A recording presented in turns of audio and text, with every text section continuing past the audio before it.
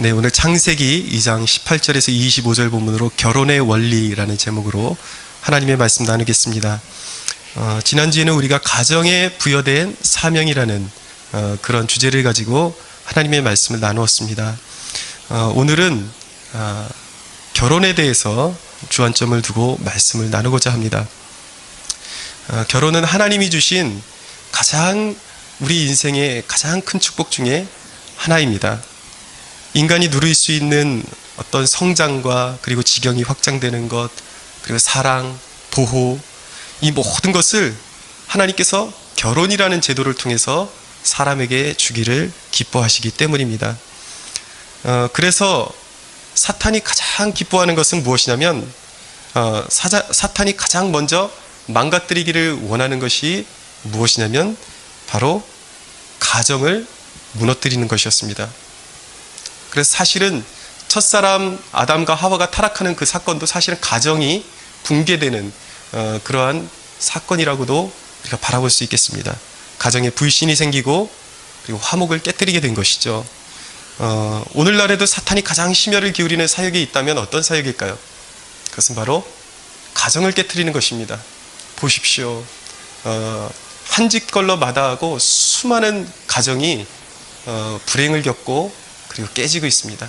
그 배후에 하나님의 창조 섭리를 가로막고 방해하는 어둠의 세력이 있다는 것이죠. 왜 사탄이 허구 많은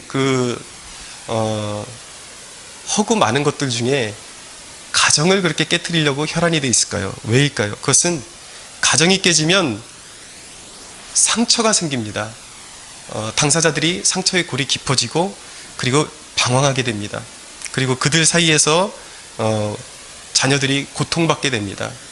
그래서 보면은 사회적인 그런 문제를 일으키는 청소년들이나 이런 소년들 보면은 대부분 보면은 가장 그들이 탈선하게 된 가장 큰 원인이 무엇이냐면 바로 이제 가정이 붕괴되는 것, 이 결손 가정에서 이제 문제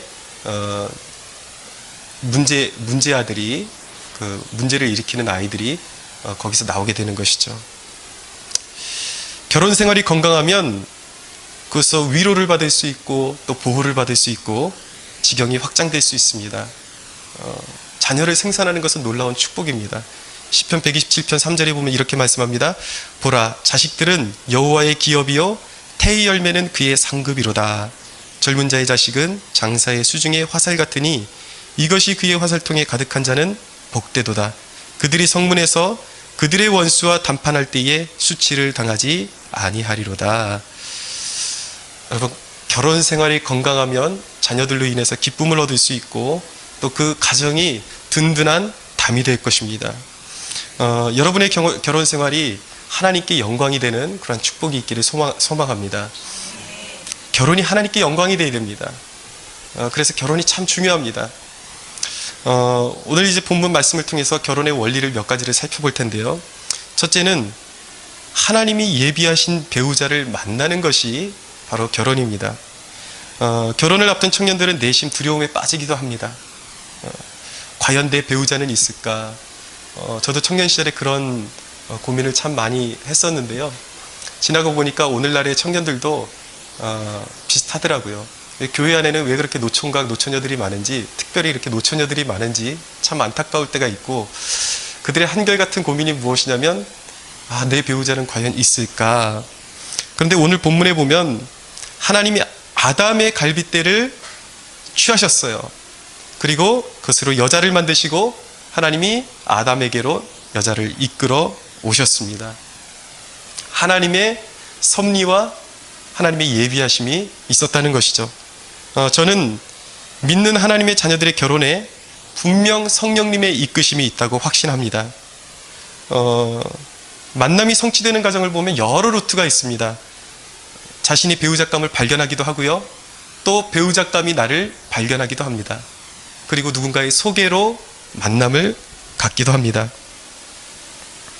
분명한 사실은 무엇이냐면 하나님이 소중한 만남을 예비하신다는 것입니다. 하나님이 배우자를 이끌어 오신다는 것입니다. 두려워할 이유가 없는 것은 하나님 안에서 신앙을 잘 배양하고 기도하면서 기다리면 두려워할 것이 없는 것은 무엇이냐면, 내가 배우자에 대해서 조바심을 내는 것 못지않게 하나님께서 오히려 내가 배우자를 만나기를 원하고 계신다는 거예요. 18절을 한번 보실까요? 같이 한번 읽어보겠습니다. 시작. 여호와 하나님이 이르시되 사람이 혼자 사는 것이 좋지 아니하니 내가 그를 위하여 돕는 배필을 지으리라 하시니라. 예, 사람이 혼자 사는 게 좋대요, 나쁘시대요? 예, 좋지 않대요. 우리 청년들이 갈급해하는 만큼 하나님께서도 여러분들에게 배우자를 주기를 원하신다는 것입니다. 여러분들이 혼자 독초하는 것이 결코 하나님 보시기에 아름답지 못하다라는 것이죠. 여러분, 결혼을 앞둔 우리 청년들을 위한 몇 가지 제언을 드리고 싶습니다. 한 두 가지 제언을 드리고 싶은데, 한 가지는 무엇이냐면 하나님의 예비하심을 믿으라는 것입니다. 하나님의 예비하신 때에 하나님의 이끄심이 반드시 있을 것입니다. 믿으시죠? 네, 이 청년들이 대답이 이렇게 적으니 장가나 가겠습니까? 할렐루야. 예, 여러분들을 향한 예비하심이 분명히 있다라는 것입니다. 내 배우자는 하나님이 내 일생에 예비하신 아주 소중한 선물 가운데, 가장 소중한 선물 가운데 하나예요. 근데 여러분, 선물은 좋은 것이지만 그 선물에만 너무 집착하게 되면은 내 인생에 많은 차질을 빚게 됩니다. 결혼은 아주 자연스러운 것이에요. 하나님의 예비하심이 있는 것입니다. 기도하면서 기다리고, 여러분들이 젊은 날 할 수 있는 하나님 안에서 기도하며 비전을 품고 건설적인 미래를 준비할 때에 배우자는 자연스럽게 만나게 되어 있는 것입니다. 근데 그 자연스러운 일을 두고 너무 집착해가지고 귀한 시간을 낭비하는 것을 하나님은 원치 않으신다는 것이죠. 왜냐하면 교회 안에서 보면은 너무 이른 시기에 젊은 나이에 이성교제를 시작하게 되면은 그것이 골인할 그 가능성이 거의 없습니다. 그것이 꾸준히 만남이 이어져 가지고 결혼하는 경우는 거의 보지 못했습니다. 심지어는 누군가가 이제 사귄다고 저에게 목사님 우리 사귀어요 그러고 얘기해 오죠. 그러면 제가 너희들 하나님 앞에서 성결함을 가지고 좋은 만남 가져라 그러면 걱정하지 마세요. 그러면 이제 목사님이 한마디 하면은 꼭 잔소리하는 것처럼 듣고 그런 거 걱정 안 해도 우리 잘해요 그렇게 얘기한다고요. 그런데 불과 이제 한 두세 달 지나고 길면 1년 지나면 보나 마나예요. 그냥 깨져 있습니다. 그런 경우가 허다합니다. 허다한 무리가 그런 일을 겪습니다. 그런데 그 과정 속에서 그게 너무나도 잦아지면 상처가 깊어지고 또 건설적인 에너지를 더 이렇게 건설적인 일에 쏟아부을 수 있는 에너지를 너무 연애에 집중하느라고 필요 없는 아픔을 많이 겪게 되고 시간을 소모하게 된다는 것이죠. 여러분, 하나님께서 여러분을 위한 가장 좋은 배필을, 배우자를 예비하고 계시기 때문에 그 믿음이 있는 사람들은 그렇게 조바심 내지 않아도 되는 것입니다. 젊음을 오히려 하나님 앞에, 오히려 자기의 시간을, 자기의 열정을 더 하나님께 기도하면서 건설적인 일에 드리려고 노력하십시오. 좀 넓게 보세요. 일전에 외대에 한번 제가 전도를 나갔습니다. 근데 만난 한국 여학생인 줄 알고 한국말을 너무 잘해가지고 한국 사람인 줄 알고 계속 대화를 나누다 보니까 알고 보니까 중국 사람이에요. 너무 말을 잘하더라고요. 근데 이 자매들이었는데 이 자매들이 제가 목사라 그러니까 뭐 예수님 믿고 이런 거는 관심이 별로 없어요. 그러니까 자기 친구가 교회에 나가는데 좋아하는 오빠가 있는데 그 오빠에게 다른 여자가 생겼다라는 거예요. 그래서 그 자매가 하나님이 정말 계시다면 나한테 이럴 수가 있냐 그러면서 시험에 들어서 요즘 너무나도 어려워한다라는 것입니다. 이 목사는 연애 상담도 잘해줘야 돼요, 보니까. 근데 제가 그 청년에게 그렇게 말해줬거든요.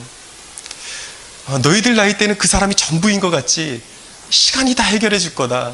하나님께서 뒤에 가면 최종적으로 가장 너희들에게 좋은 배우자를 예비해 놓고 계신다. 바로 그 사람, 하나님께서 그 정관사가 붙은 그 사람을 만나게 되면은, 예비해 놓으신 그 사람을 만나게 되면, 너희가 그렇게 목맸던 과거의 그 사람들은 지나놓고 나면 내가 그때 그 인간하고 헤어지기를 참 잘했다라고 그렇게 말할 날이 올 것이다. 그렇게 말해주는 것이죠. 정말이에요, 여러분. 하나님께서 예비하신 바로 그 사람을 만나게 되면은 과거에 만났던 그 형제, 그 자매 이제는 다 볼 일 없는 것입니다. 최고인 줄 알았는데 그게 아니에요. 좀 넓게 보십시오. 다 자연스럽게 해결될 문제인 것입니다. 할렐루야. 예. 또 한 가지 제어는 무엇이냐면, 결혼 전에 결혼의 동기를 점검하는 시간을 가지라는 것입니다. 하나님은 하와를 돕는 배필로 지으셨어요. 돕는 배필이라는 말은 이 시대의 불손한 결혼한 동기를 배격하는 말씀입니다. 제가 설교를 준비하기 전에 이 설교를 준비해야 되는데, 마침 우연하게 결혼에 대한 짧은 어떤 강의를 접하게 되었습니다. 근데 아주 여자 강사님이 아주 시원시원하게 강의를 잘하세요. 근데 그 강의 안에서 그 강사님이 젊은 여자 청년들에게 하는 이야기가 무엇이냐면, 너희들 왜 배우작감에게 이제 겨우 27살, 29살 된 남자들에게 차 있냐? 너 돈 모아놨냐? 그런 거 왜 물어보냐는 거예요. 27살, 29살은 차가 없는 것이 정상이고 돈을 모아놓은 것이 없는 것이 정상이라는 것입니다. 그러면서 여학생들에게, 이 시대의 여학생들은 제정신이 아니라는 거예요. 그것이 말이나 되냐? 돈이 없는 것이 정상이라는 것입니다.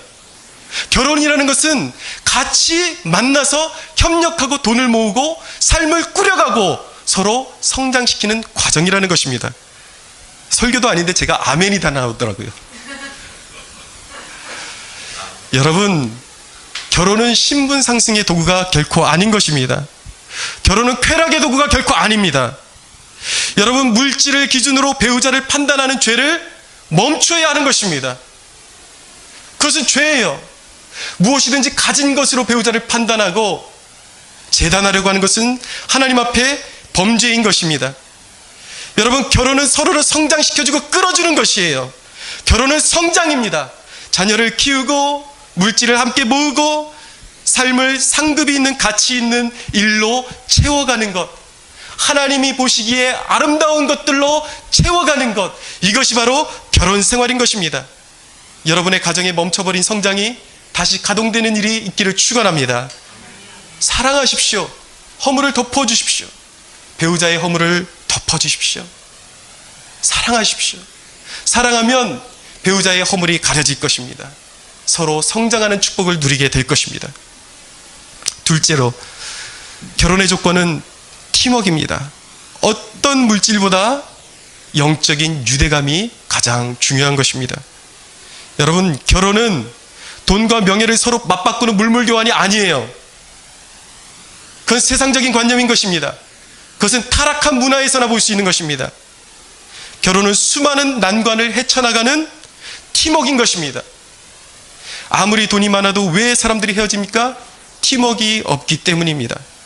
결혼의 조건은 최고의 팀워크를 위한 친근함이 가장 중요한 조건인 것입니다.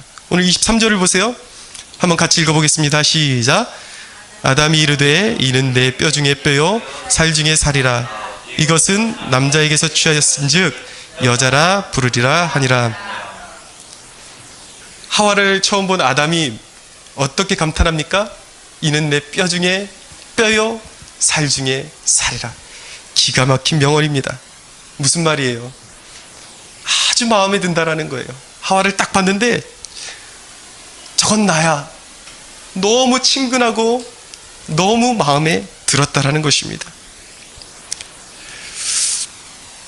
그럴 수밖에 없죠. 아담이 잠들어 있는 사이에 하나님께서 갈빗대를 꺾어서 여자를 만드셨으니까 딱 보는 순간에 이렇게 친근할 수가, 그럴 수밖에 없는 것이죠. 그게 나니까. 여러분, 하나님이 주신 배우자는 내 눈에 아름다울 뿐만 아니라 내 몸에 착 달라붙는 듯한 안도감과 편안함이 있는 것입니다.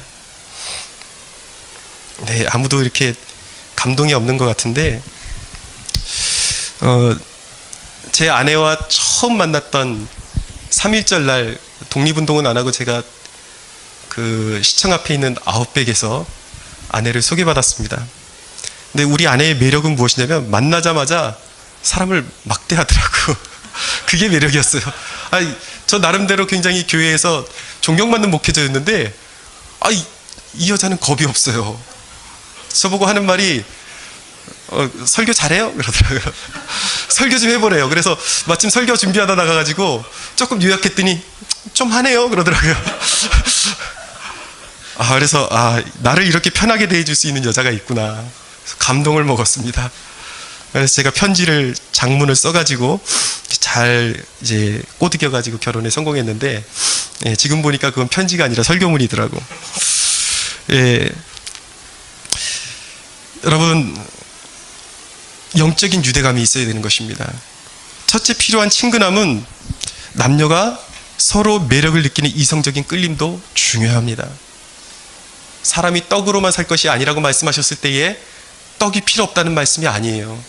떡도 인생에 중요한 것입니다. 남자와 여자가 만났을 때 서로 뭔가 끌림이 있어야 돼요. 참 중요합니다.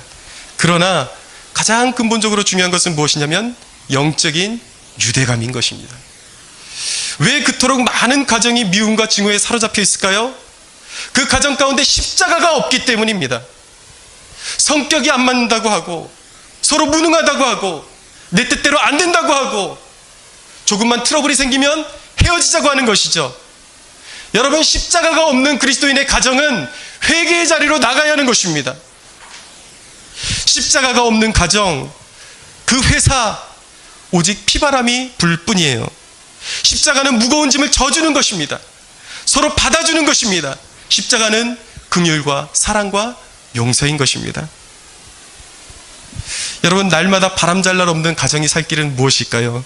그것은 하나님이 그 가정의 주인이 되셔야만 하는 것입니다. 하나님이 미워하시는 일을 버리고 하나님이 우리의 가정의 주인이 되도록 삶을 내어드려야 하는 것입니다. 우리 가정이 이렇게 고장났는데, 이렇게 풍지박산이 됐는데, 이제 이혼의 위기까지 갔는데, 모든 것이 망가진 것 같은데 우리에게 소망이 있을까? 사랑하는 여러분, 믿어야 합니다. 하나님께는 불가능이 없습니다. 하나님이 우리 가정의 주인이 되실 때 하나님께서 싸매시기 시작하실 것이고, 하나님은 불가능을 가능케 하십니다. 하나님이 고쳐주실 것입니다. 하나님이 회복시켜 주실 것입니다. 여러분, 영적인 유대감이라는 것은 무엇입니까? 그것은 삶의 목적과 방향과 그리고 물질관에 있어서까지 모든 것에 있어서 하나님의 영광을 추구하는 한 마음인 것입니다. 그것이 영적인 유대감이에요.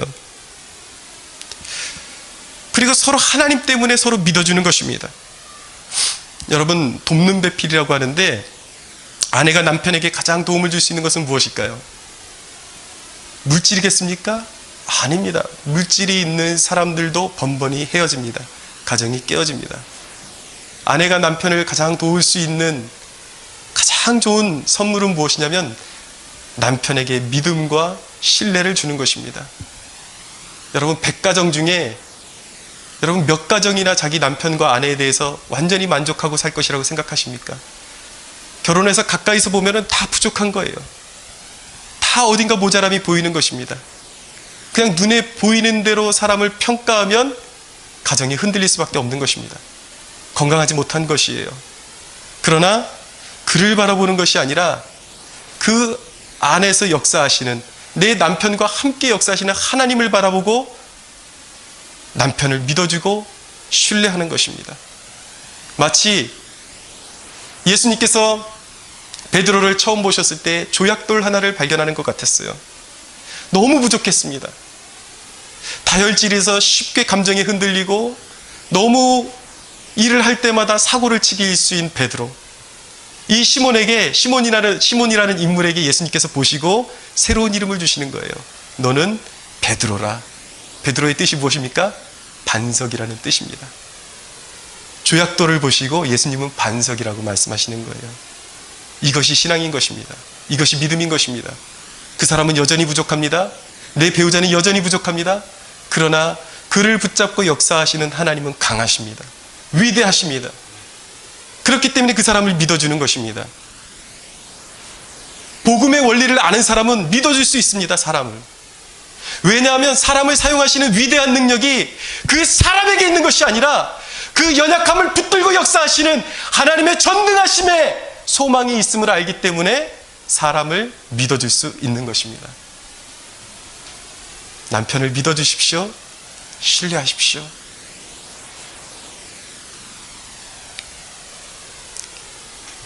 남편들은 어떻게 해야 되는가? 가정의 유대감을 깨는, 아내에게 떳떳지 못하는 죄악이 있다면 회개해야 합니다. 이제는 그리스도인들 가정들도 너무 많이 혼탁해졌어요. 많이 깨져가고 있습니다. 마음속에 다른 것을 품고 너무나도 아내에게 신실하지 못한 삶을 살아가는 그리스도인 가정들이 너무나도 많다는 것이죠. 성경은 말씀합니다. 아내를 자신의 몸처럼 사랑해야 한다고 말씀하고 있습니다. 여러분, 결혼이라는 것은 배경이 다르고 습관이 서로 다른 사람들이 만난 거예요. 살아온 가정이 너무나도 달라요. 이 사람이 하나 될 수 있는 유일한 길이 무엇이겠습니까? 그 어떤 것으로 하나 될 수 없습니다. 오직 십자가만이, 하나님 안에서 영적인 유대감만이 이 가정을 하나로 묶어줄 수 있는 것입니다. 에베소 4장 2절에 4절은 말씀합니다.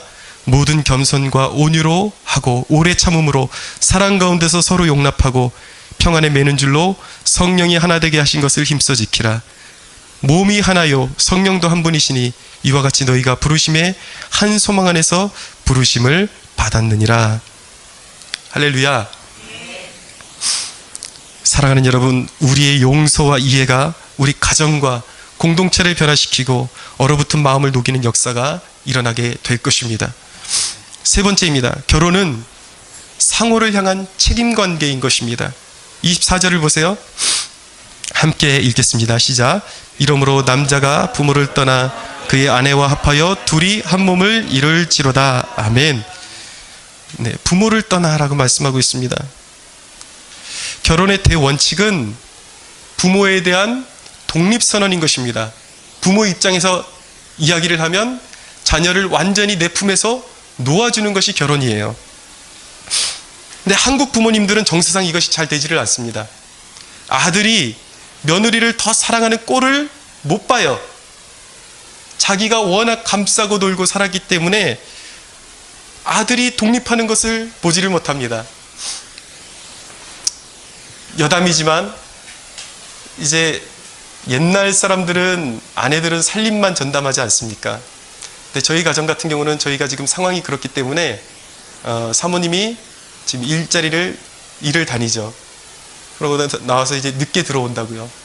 그럼 제가 측은히 여기고 가끔 설거지를 해줍니다. 그럼 가끔 저희 어머니께서 하시는 말씀이 있어요. 지 마누라만 챙겨주고 왜 내가 힘들 때는 안 도와주냐. 물론 농담으로 하시는 말씀이에요. 그럼 저는 속으로 그러죠. 왜 자기 남편 놔두고 나한테 그러지? 속으로 그러죠.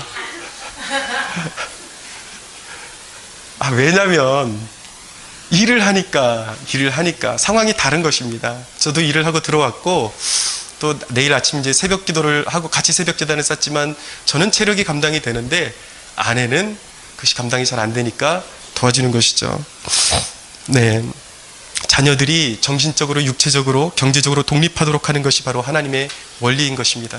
결혼의 원리인 것입니다. 한 몸을 이룰지로다 라고 말씀하고 있습니다. 결혼은 남자와 여자가 만나서 한 몸이 되는 것입니다. 한 몸은 가를 수 없는 것입니다. 가르면 죽는 것입니다. 여러분, 결혼은 감정으로만 되는 것이 아니에요. 건강한 결혼 생활은 뜨거운 감정으로 시작하지만 언약 관계로 묶이게 되는 것입니다. 성숙의 단계로 들어가야 하는 것입니다. 세상의 기준은, 세상 사람들이 생각하는 사랑의 정의는 설레이는 것이에요. 가슴이 뛰고 그래야지 사랑이라는 거예요. 그래서 그 결혼을 해놓고서도 몇 년 지나면 아내를 보면, 남편을 보면 가슴이 뛰지를 않는다는 거예요. 그러니까 다른 사람을 찾아가는 것입니다. 여러분, 가슴이 뛰는 것이 사랑이라면 불륜만큼 진정한 사랑이 없는 것입니다. 죄를 지면 가슴이 뛰어요. 달콤합니다. 가장 달콤한 것은 불륜입니다. 결혼은 그런 것이 아니라는 것입니다.